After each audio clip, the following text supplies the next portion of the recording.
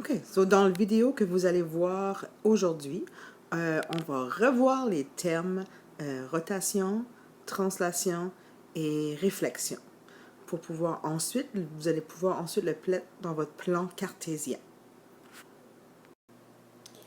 Une translation, c'est juste comme un mouvement de notre objet.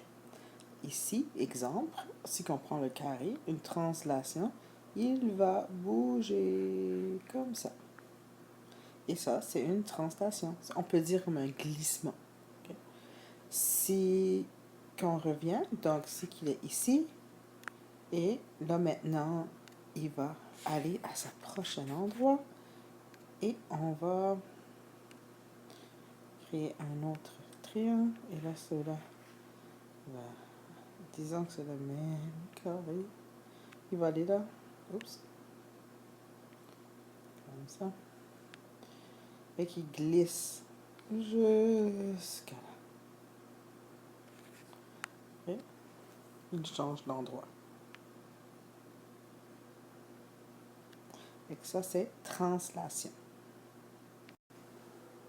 Maintenant, pour réflexion, tu vas penser à l'effet miroir. Et si tu prends le triangle ici, et tu penses à l'effet miroir, ça fait que tu ferais une petite ligne comme ceci. Et là, tu dirais, c'est quoi la réflexion qui serait l'autre côté? Et si tu prends... Donc ici, si on continue l'effet miroir, on peut faire ici, je vais sélectionner. Et voici ce que serait la réflexion. Fait que si la ligne est là, il est exactement pareil, mais de l'autre côté. Ce qui est important de regarder, c'est que il y a le même espace. Okay? Donc l'espace qui est ici reste pareil parce que c'est un miroir.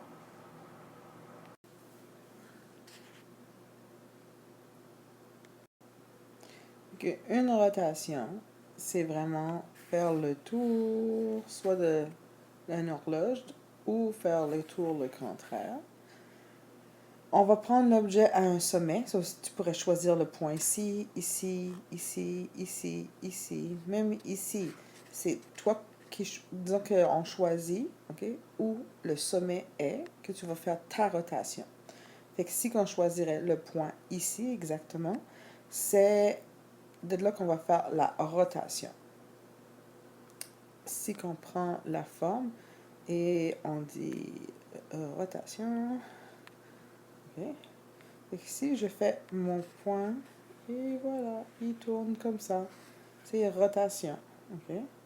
Et dépendamment, hein, si j'ai une rotation ici de 1,5, je vais aller jusqu'à ici et c'est la rotation. Et là, ça peut continuer.